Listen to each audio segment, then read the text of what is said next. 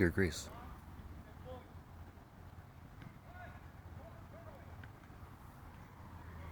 I realized after talking about Tabitha and that concept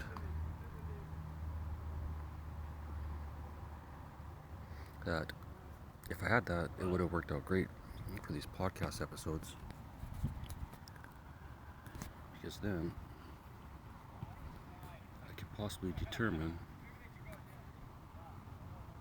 why some of them suck more than others.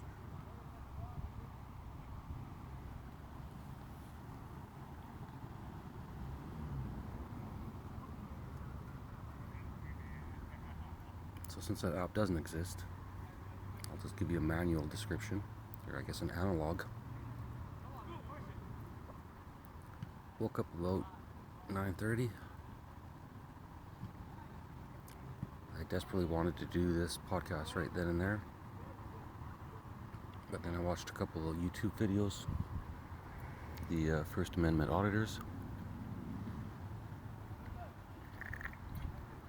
and after watching those, I realized why they irritate me as much as they do. It's just a fact that even though I'm not a U.S. citizen, I do believe in those rights. Especially from the photographer point of view. However, what really pisses me off is that how dumb are all these police departments in the U.S. And I mean every single police department. There are literally hundreds or maybe 1,000 auditors out there doing this daily, trying to make a point.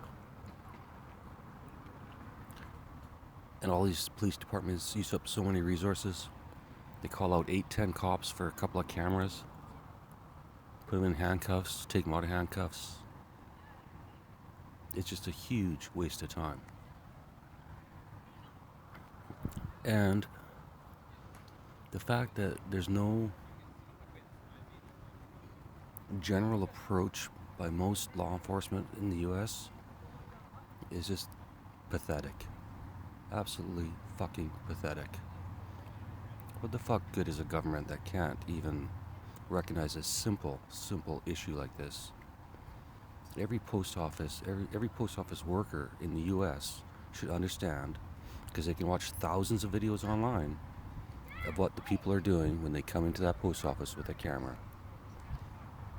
If the post office is too fucking stupid to realize that, I don't think they deserve federal funding, even though it's none of my business. My point is,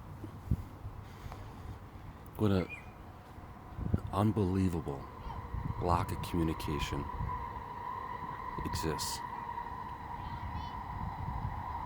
At least Canada is mostly RCMP. And I don't watch enough of the Canadian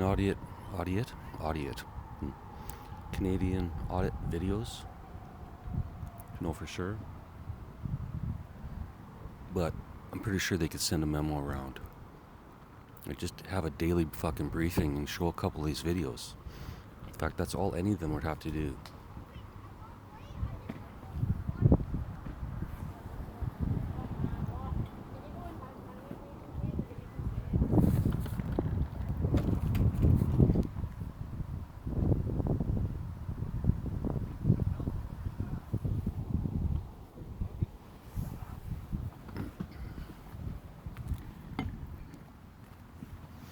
So maybe now I'll stop watching those videos, or I'll find another way. I'll just keep posting them on Twitter. They'll be there forever.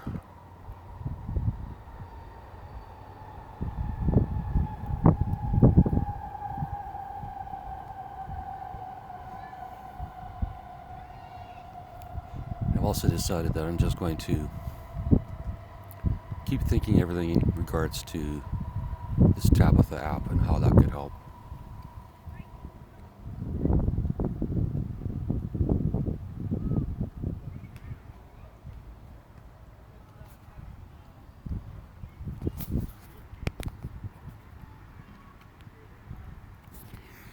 Guess I'll try some news. Well,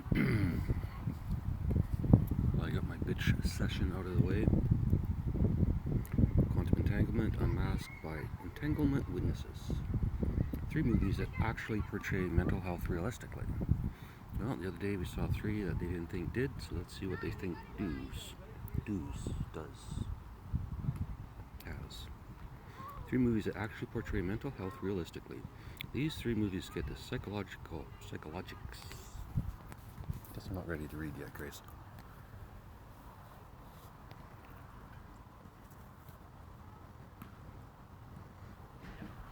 I like how the AI that transcribes these podcasts thinks I have 2 or 3 different voices.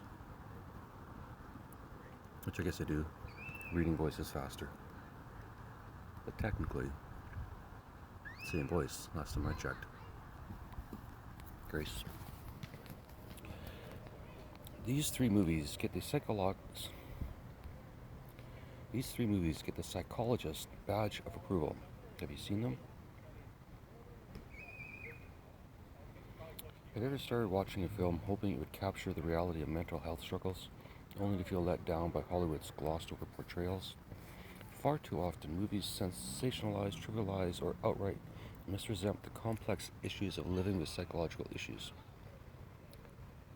Complex realities of living with psychological issues. However, if you know where to look, there's some cinematic gems that break away from stereotypes to authentically depict the human experience.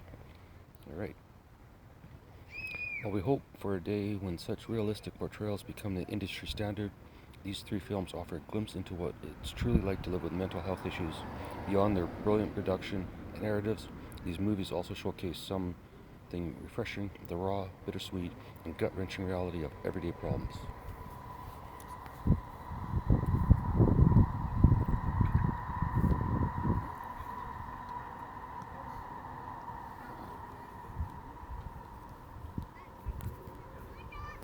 I think I'll double pause break.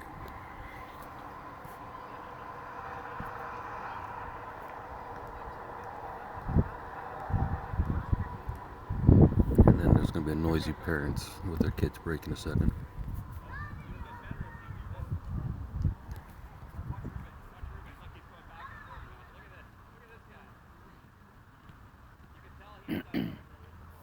Well, anyways, I need to write a movie idea about Tabitha, because I'll never fucking write the app.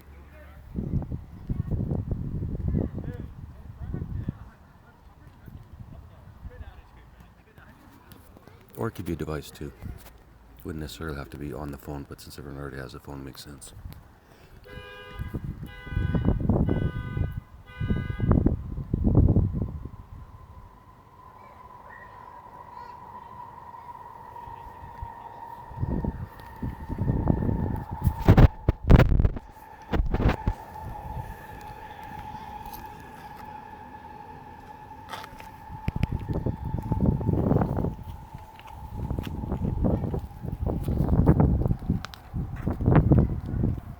I'm gonna walk to the center of your spot.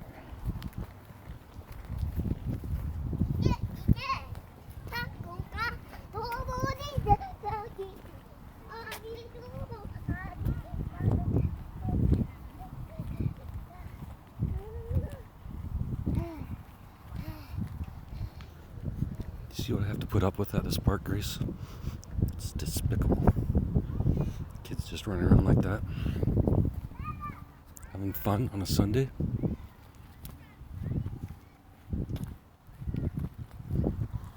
They should be in church, on their knees, praying to their God for 8 hours. Like that ever fucking changed anything? Still grumpy, Grace.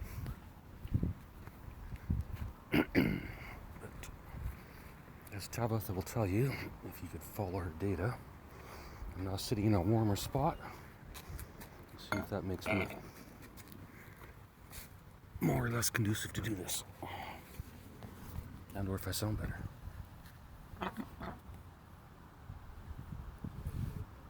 Maybe I need sun to speak. Alright.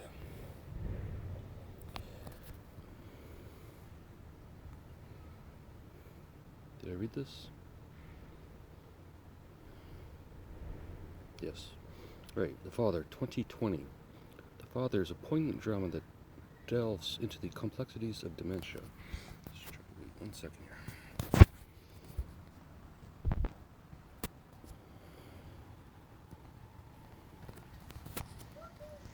Alright. Don't need glasses, but I do need less glare. I don't need glasses, but I do need less glare. I also don't know how many times I actually blocked the microphone with my hand, but if I ever listen to these, I'll find out. Number 1, The Father. The Father is a poignant drama that delves into the complexities of dementia and its impact on relationships. The story is told from the perspective of a father with dementia, creating a disorienting and immersive experience for the audience.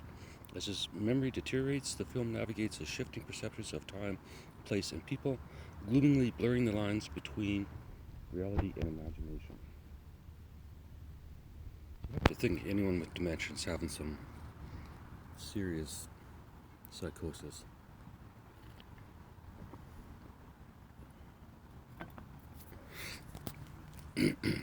Trivialized portrayals of Alzheimer's and dementia often resort to stereotypes and oversimplifications that misrepresent the true nature of the condition.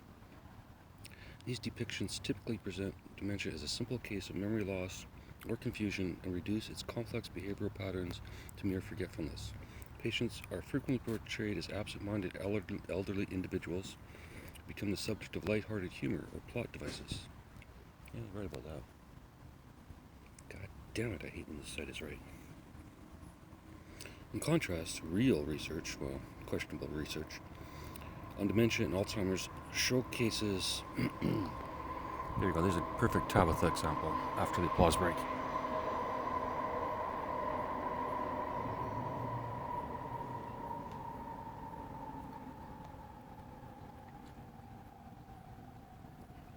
So if someone had Tabitha for running for 10 years, 15 years, imagine how much data that would capture. 10 years in, all of a sudden their memory starts going. Not only do they have the data to try and recover it, but they also may or may not have the data to see what may have played a role. Maybe there is something. Maybe there's a weird chemical that causes it. Who knows? And somehow by finding out a pattern, that people just use it as an example. Let's pretend this is a movie idea. Grace? Movie idea, plot 1. Just my movie idea, there'll probably be about 10 plots. So. Plot 1. Some weird chemical comes out of the toilet paper manufacturing plant. I'm saying that because there's one down the street from me. Comes out once a day at some process. Releases. Nobody knows it's there. But people driving by or something inhale this chemical. And 5 years later, they start developing dementia. I know, unlikely but possible. However, with Tabitha, it could find a pattern.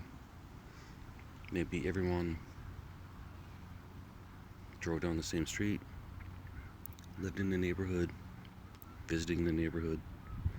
But if everything points back to this one factory, this one plant, it's a starting point. And if it's properly programmed, we barely would have to do a thing other than say, find the pattern, AI. Here's Tabitha's data. Analyze it, please.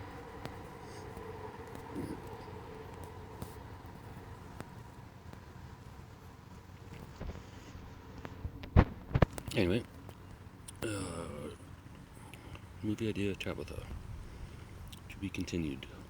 In contrast, real research on dementia and Alzheimer's showcases the awful and dynamic nature of the condition, characterized by progressive cognitive decline, impaired reasoning, disorientation, and personality changes. Such studies highlight the profound emotional and psychological impact on patients and their caregivers, with implications for long-term care, legal decisions, and end-of-life planning. Tell you what, Grace, in my experience,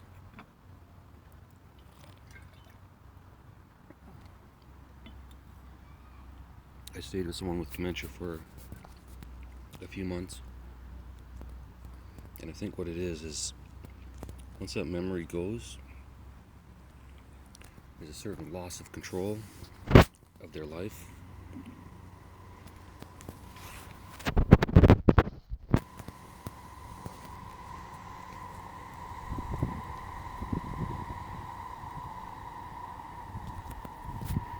They lose control because they can't remember what to do. As simple as that. They can't remember what they've done. And I'm assuming it's a scary fucking feeling.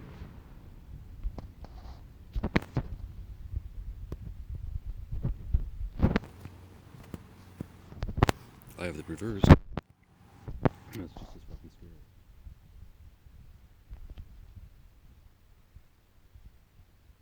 But I know to block my memory. In my opinion. I could be wrong. But if it was me, I'd be scared as fuck.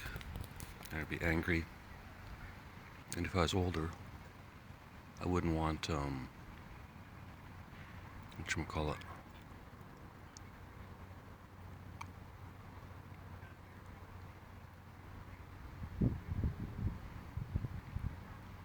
sorry, the cops just drove by. Just ironic, considering I was just talking about them. I should ask the next cop I see if they know what a Charter of Rights and Freedoms audit is. We'll see if the Canadian cops are any smarter than the US ones, because the US ones, fucking idiots. I'd be ashamed if I was a cop and didn't learn something that simple. I'd also be pissed off that they're wasting my time. If I was a cop, I'd want to do what a cop's supposed to do. Put away the bad guys, help people in need. End of story. You don't need to be babysitters to the public, which is what they're doing with all these fucking audits. It's a waste of time, it's a waste of money. And then they get sued because they don't know what to do. Bigger waste of fucking money. Applause break.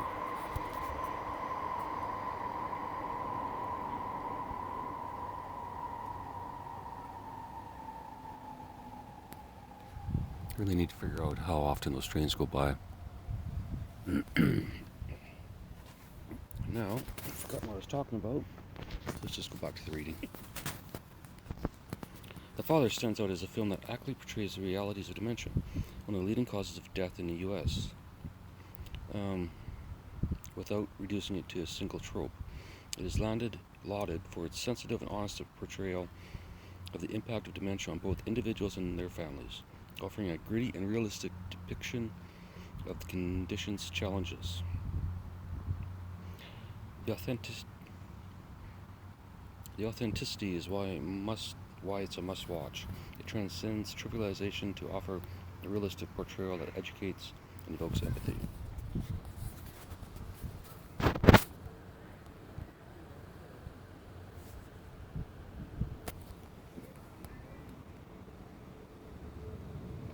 Beautiful Boy, 2018.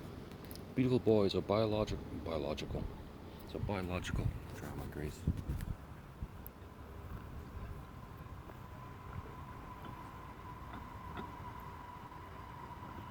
Wait, that's what I was saying. I can block my memory.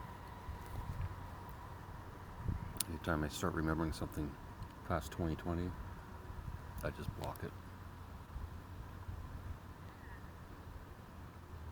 Just remind myself that it was before 2020, and I'm not going to think about that right now. I'm going to think about that later. There's plenty of time. I'm definitely not worried the memories won't be there when I'm ready to remember them.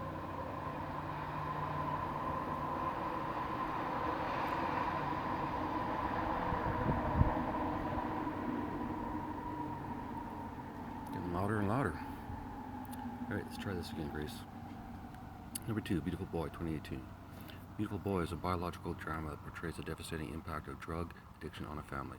The story follows a father as he navigates the challenges of parenting his teenage son, who becomes addicted to methamphetamine.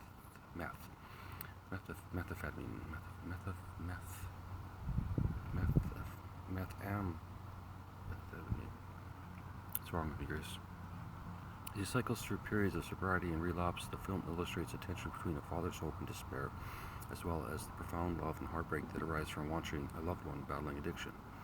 Portrayals of addiction in film often present an exaggerated and distorted view of substance abuse and recovery. Agreed.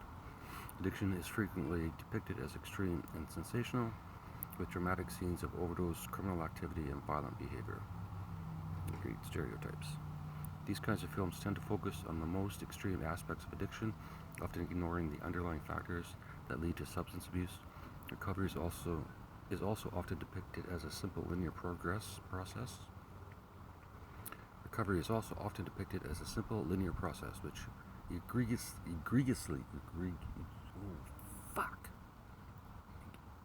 I know that fucking word. Downplays the complex and long-term nature of overcoming addiction. Unfortunately, I agree with all that. But I offer a solution. Tabitha. Tabitha will save everything and everyone forever.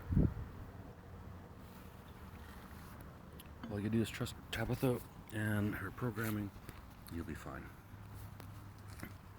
In reality, research on addiction reveals that it is a chronic and relapsing condition influenced by a variety of factors. It involves not only the psychological dependence on a substance, but also the psychological and behavioral patterns that reinforce addictive behavior.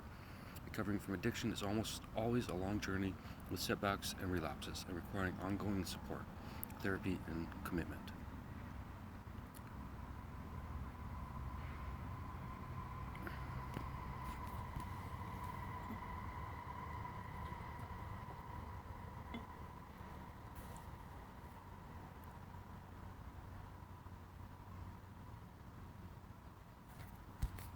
So today, I didn't actually finish. I said, got up at 10:30, watched those videos, didn't like them, watched a part of a movie about black holes and time and shit, then had a shower, and then came here, whatever time it is, or whatever time I started this.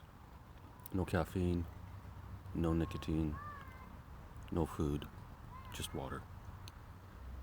And now sitting in the hot sun, which I think I now get heated up. I think I might just be a reptile, Grace. Get a little sun in me, heat me up.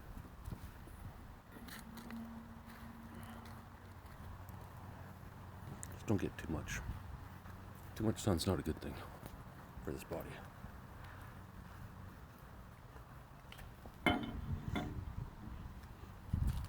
Unless I'm sunbathing naked. And then it's fine.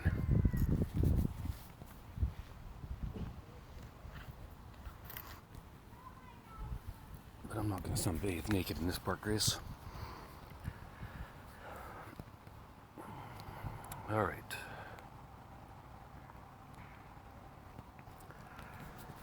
What makes Beautiful Boy stand out in its focus on the human aspect of addiction? What makes Beautiful Boy stand out is its focus on the human aspect of addiction, the struggles and setbacks without glorification or sensationalization.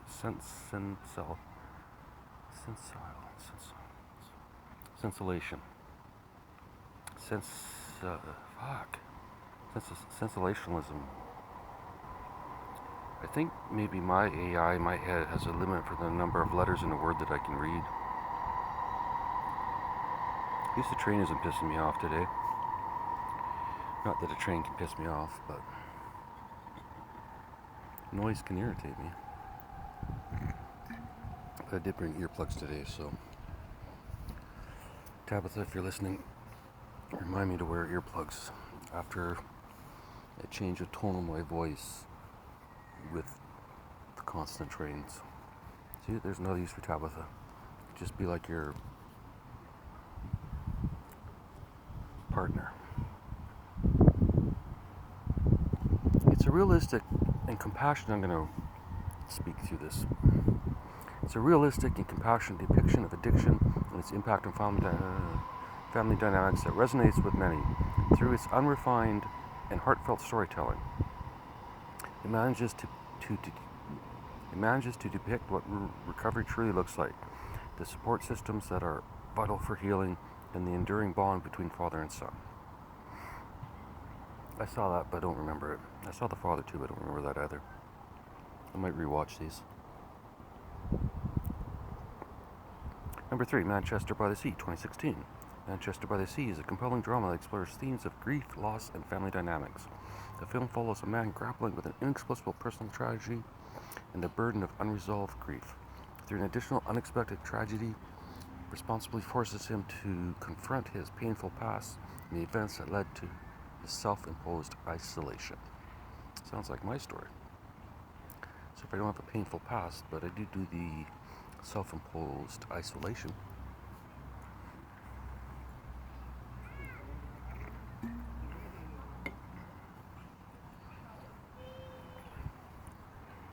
Dramatized portrayals of grief present the experience through a series of exaggerated emotions and dramatic scenes, emphasize heightening expressions of sadness, anger, or catharsis. These depictions tend to follow a linear progression through the stages of grief, suggesting that grief is a clear timeline and that individuals eventually find closure or resolution in a tidy fashion. This severely minimizes the complexity and unpredictability of grief and reduces it to a narrative device that ultimately serves the story's emotional arc. But to be fair, all films do that with fucking everything, not just psychological shit. This is an actual documentary, real footage.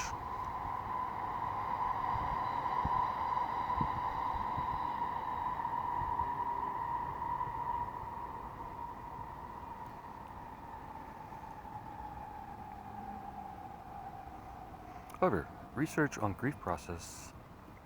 However,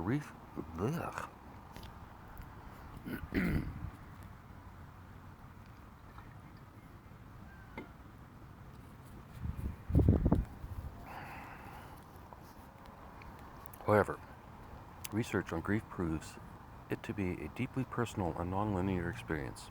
It's not just a progression of stages, but a complex mix of emotions and reactions that vary from person to person.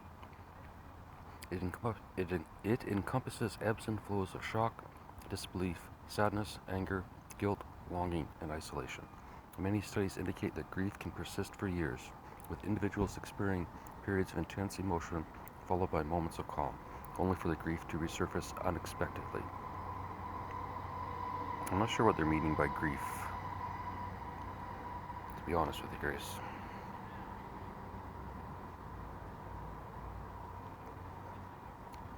Guilt, I could see, but I think grief naturally passes if you allow it to. What the fuck do I know? What sets Manchester by the Sea apart is its raw and realistic depiction of grief. It does not shy away from the darker, challenging, and unexpected aspects of mourning. I guess maybe they are just talking about people dying and shit.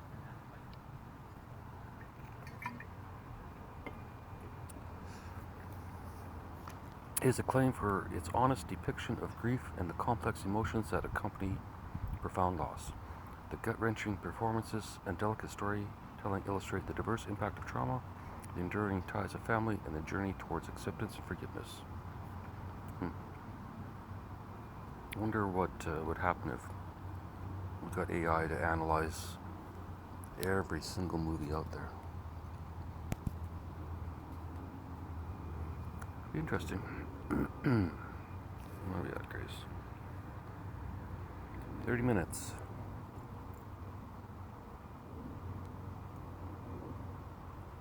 World's oldest running battery has been chiming for over 180 years. Chiming.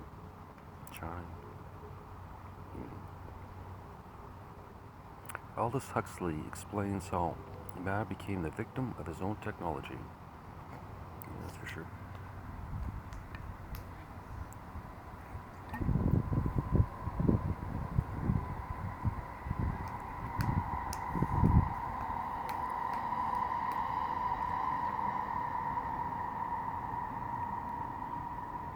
Super Earth surprise.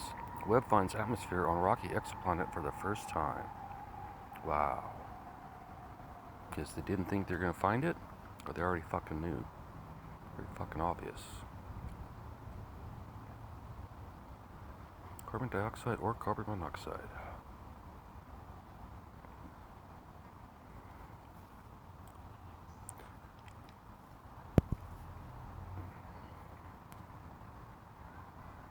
World's first aerospike rocket flight test ends in disaster. Sucks. Researchers link disturbances in metal to memory. Researchers link disturbances in metal to memory. Well, since we've been talking about memory today, we discovered that certain metals binding within the matrix can alter its structure, forming complexes that serve as the fundamental units of memory, the researchers wrote.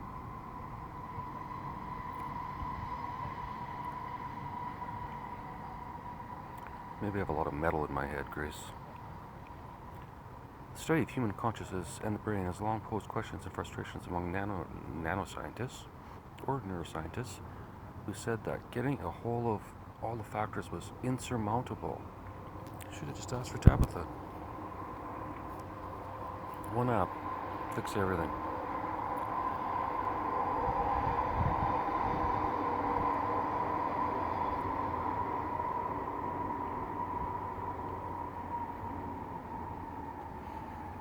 Imagine that, because you could right now, assuming 8.5, 9 billion people agreed to having A cell phone and B Tabitha installed on it, and see all the data in a central location. And you know none of that's going to happen, but put that into the movie idea anyways, Grace. And then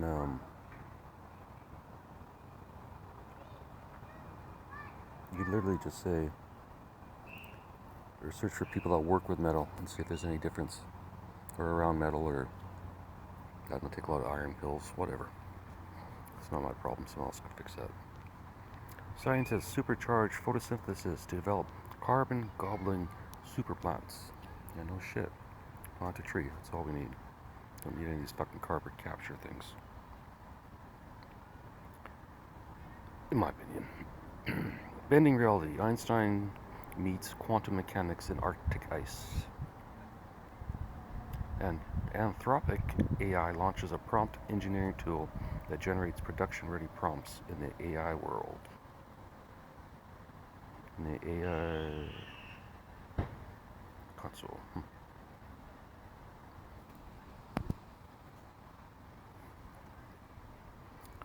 BC ends jade mining in Northwest, all mines to close in 5 years. What the fuck, who cares? Environmental harm? Let's see. Compliance and enforcement cited as reasons why provinces curtailing mining operations. So then fucking just control them, regulate it. Now just shut it down. Well, to be fair, I don't really give a fuck about jade. The Craton Enigma. Scientists propose a new continental formation theory. Sorry if you love jade, Grace, but apparently you're not going to get any BC jade. Unveiling the brain's response to sound. Something else I was just talking about. Speaking of sound.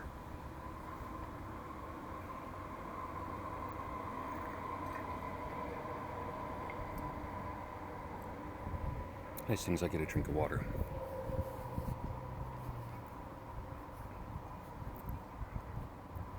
Impact of pandemic on well-being of the young and the economy must not be trivialized. I studied the science of happiness for 10 years. Here are the 10 sentences I try and use every day. Alright, this is it. This will change our lives. We're going to say these 10 sentences every fucking day. Alright, where's the first one?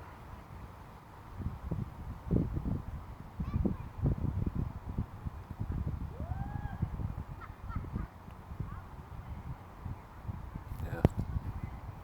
If I gotta go to the full site, it can't be worth it.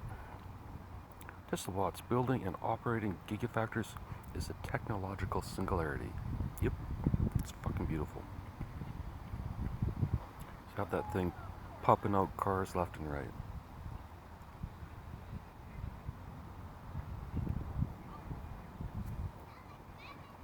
The energy industry can switch to being, the gas energy system can change. We can build solar panels or something. Don't really care. Doc cracks down on hybrid working again. Computer giant is going to start color coding employees.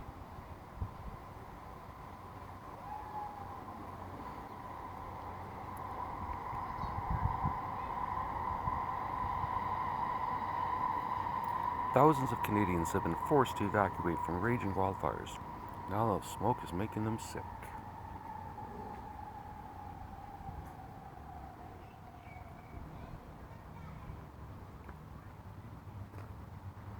OpenAI's Sam Altman says AI could take your jobs.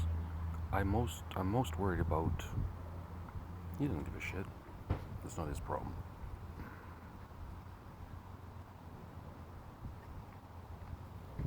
It's not going to take jobs, it's going to change jobs. There's a difference. I don't know why they can't figure that out.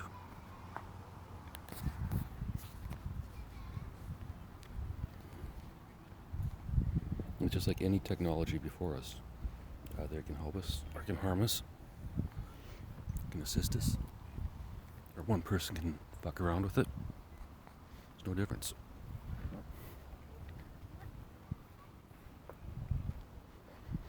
People hate change so much.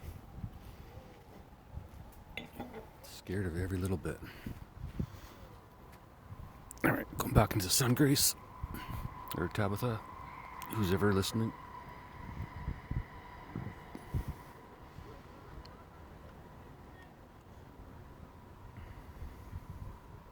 Alright.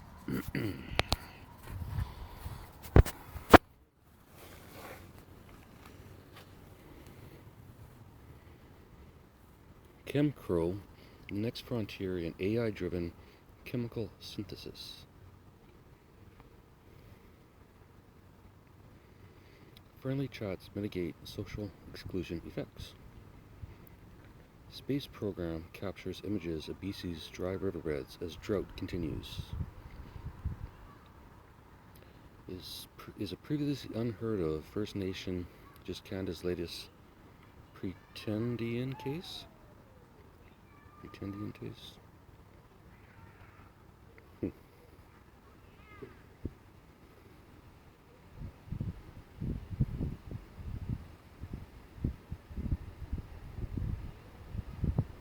I didn't know this was a problem.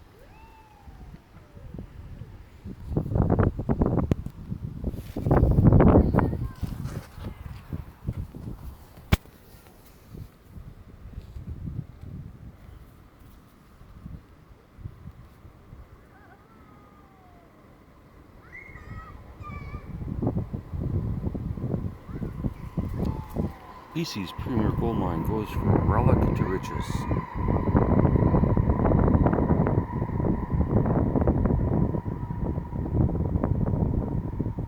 Student who mistakenly received nearly $1 million in her bank account decides to spend it all.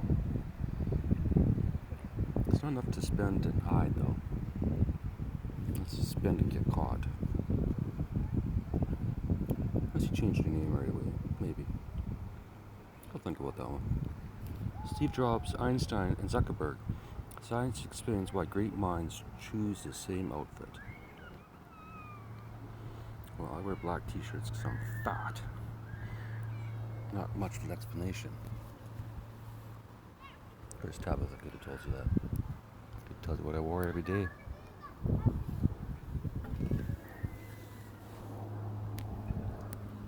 still think it would be a beautiful dating app. That's just me. What the fuck do I know? Augmented reality slims down with AI and holograms. Northern lights from all over the world. I should have gone outside and looked, but I didn't. I've seen northern lights before. I've been to the Arctic. Grace, in case you're wondering. In case you don't know anything about me.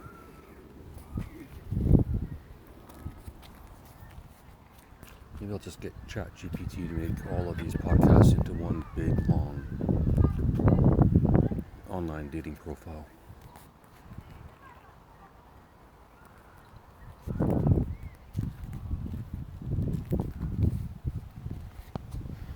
Sorry, it's too windy there. It's probably windy here, but I'm going to walk to another place.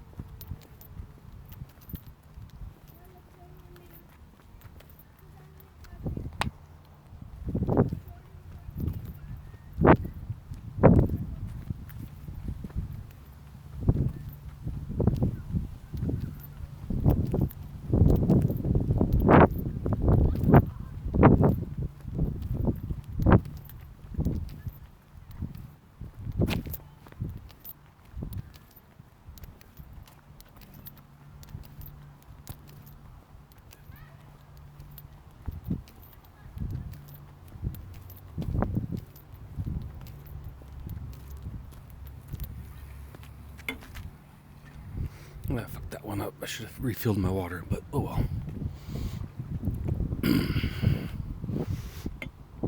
Back to the normal shady spot.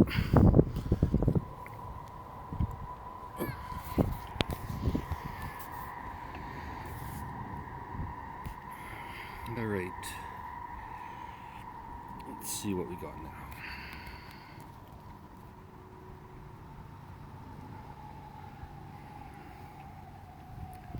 Fair. Here's another example. I think both sides in this whole Palestine thing probably full of shit. However, they all use Tabitha with like a little glimpse into their day-to-day lives that they could share anonymously and remotely. And then we really see who's doing the buggering. Especially if we snuck, in quotation marks, Tabitha onto the phone of every single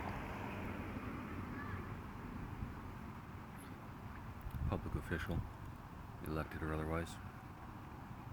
You know, like the CIA does. But we're going to use that data for good. Because we would call out the fucks. We're profiting from this. Which would end the war. Or whatever you want to call it. Engagement. Conflict. Difference of opinion. Alright. Hot dogs in a salad. Survey uncovers bizarre salad combos across America. Fucking hot dogs in anything. Learning from your mistakes has its limits. Study of failure reveals. Well, that's good. As long as there's a limit, then you can't be blamed for any mistake past that limit. That makes sense.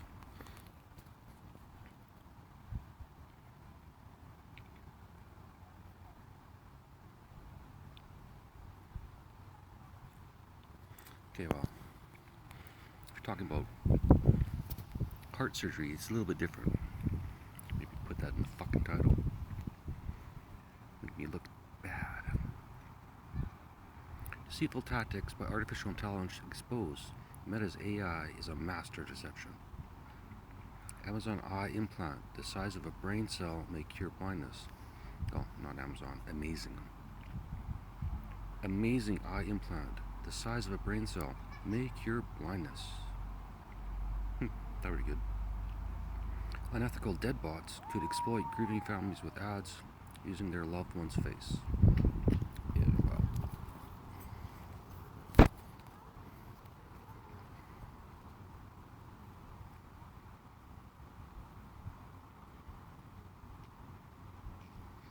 Five magnesium supplements you should take to boost your health.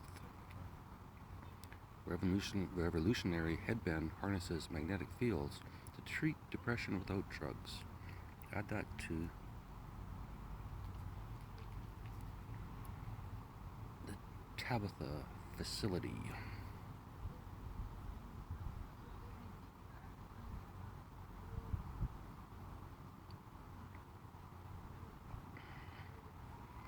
It'd be interesting to see if it makes a instant difference, like you can put on and feel it, or if you have to wait 6 weeks before you notice the difference.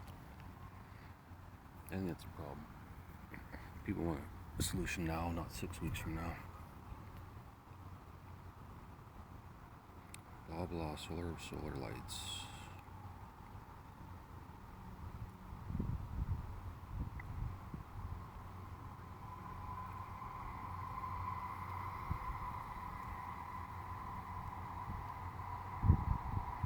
Are the cows dying from bird flu? Is anyone dying from bird flu? Or is it just a virus that we've recognized?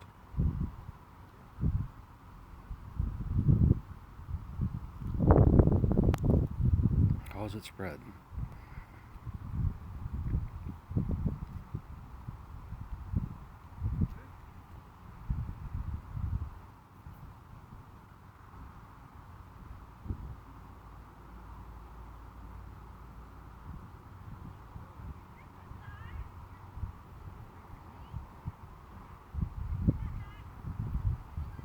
A little boring, Grace.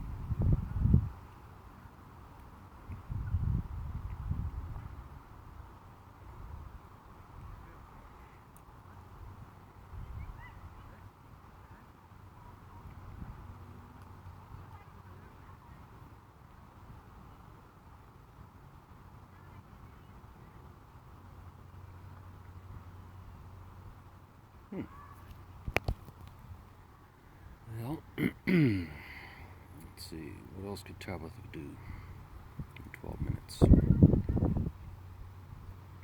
Find out.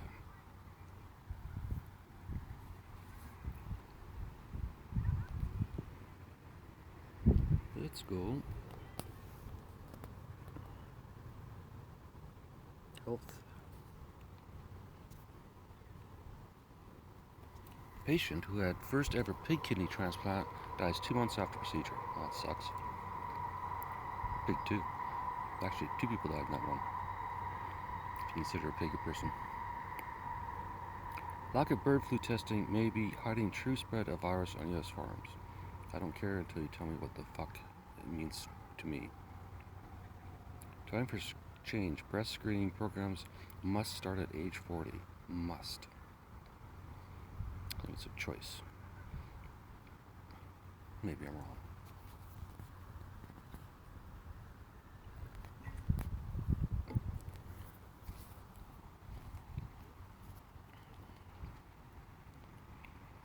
Just a whole lot of guilt tripping. Regina grandpa with diabetes teams up with grandson to hit the runway. Experts share 6 common signs people show at work that could show they have ADHD. Time for a spring COVID-19 vaccine update for individuals 65 plus years. Oh fuck, how many vaccines are people going to take? Eating ultra-processed foods raises risk of death, according to study.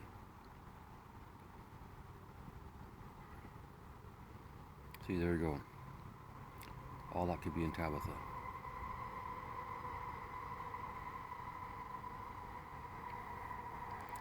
Takes a picture of your receipt.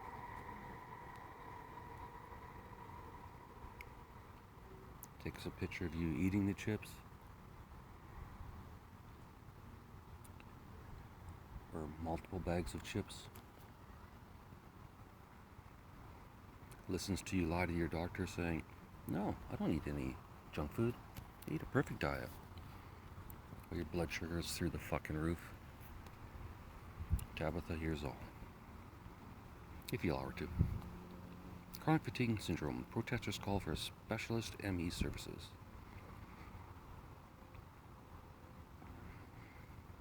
Golden Retriever makes cat fall in love again after loss of family dog. She healed him.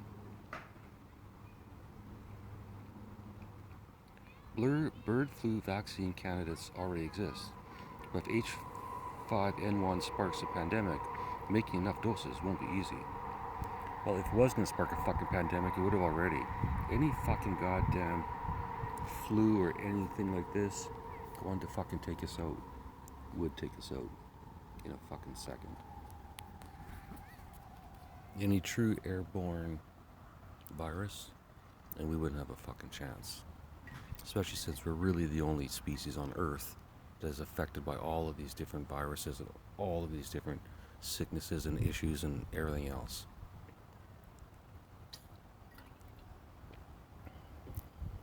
Just my opinion.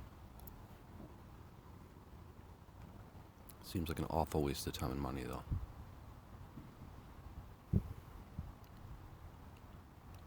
But I guess we have a pandemic industry now. We got mask producers, we have shields producers, and all the pharmaceutical drug industries. Big business. They need a next pandemic. They want it, just like they want the next war. It's so fucking obvious. And I'm not saying they're sitting at home going, please be a pandemic, please be a pandemic. But overall, they really don't give a fuck. Both the war and the drug companies. They're in it for the money. Plain and simple. Which I understand. However,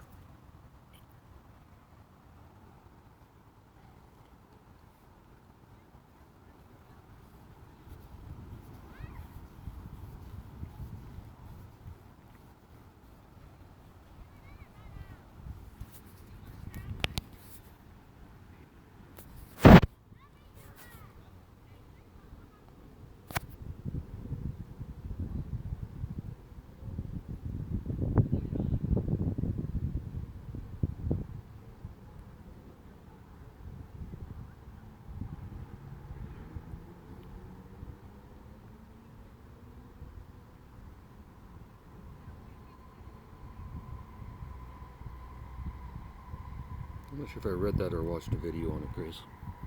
It's kind of interesting. It's not really a structure. Well, it is and it isn't. Light has traveled 6.9 billion years to reach us. So who knows if it still exists, because it's 6.9 billion years ago, so. This whole thing about looking for all these planets, Grace, really doesn't mean anything. If you find life, they're finding historical life, not present life.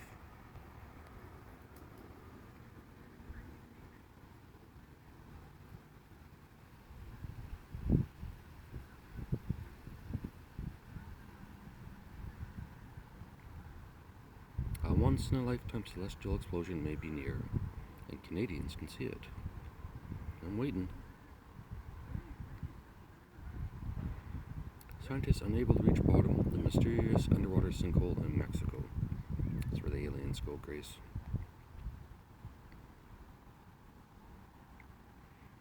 World's deepest?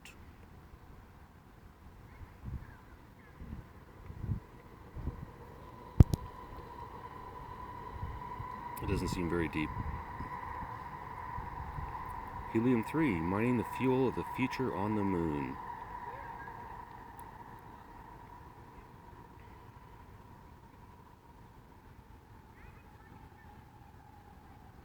Ooh, the point I was going to make earlier, when we talked about the mental health or drug or addiction or something,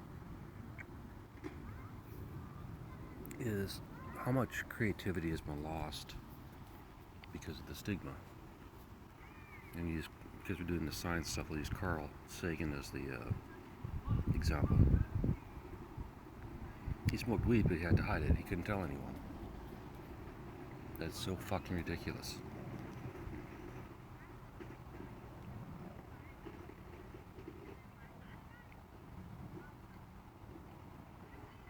I don't know how often, but it doesn't really matter. He understood its effect on his mind and his body.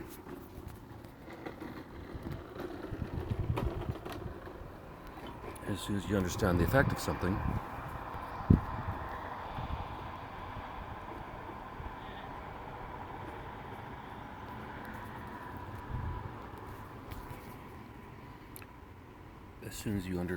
understand the effect of something, be that a drug or whatever, you can use it to your advantage.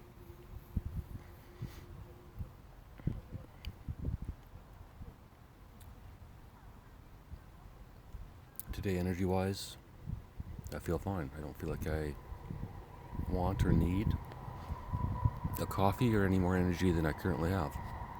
If I didn't, by all means, I would have a coffee.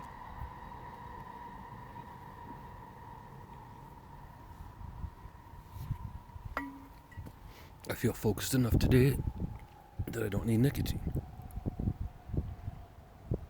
I'm not sure that will show in this episode, but I also don't give a fuck.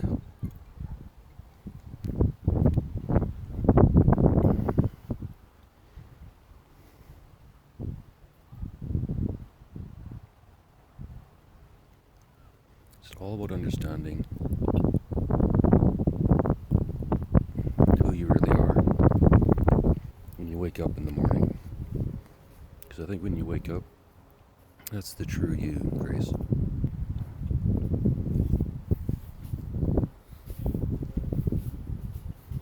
Which is why, when I was writing and not talking, I always wanted to write first thing in the morning, because that guaranteed I have no influence by things like cop videos or even just eating or even having a shower. Basically just get out of bed and write straight to the computer until every single idea was out or every part of that story was done, or I got too tired to write, and then I'd go on with my day. I did that for a couple of years, Grace. But at some point, I figured out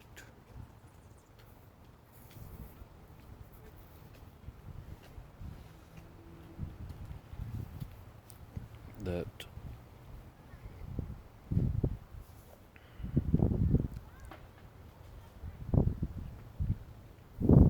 writing wasn't getting me where I need to go. I need to get on stage, but I can't get on stage and do comedy until I get this shit out of my system.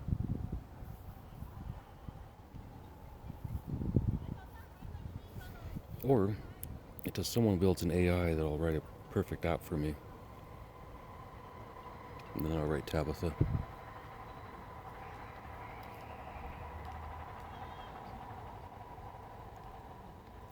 Well, I think that's about an hour, Grace.